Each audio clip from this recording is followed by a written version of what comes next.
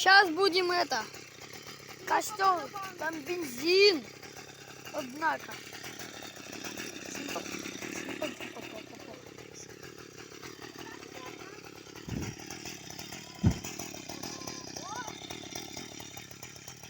Ну, вчера было побольше.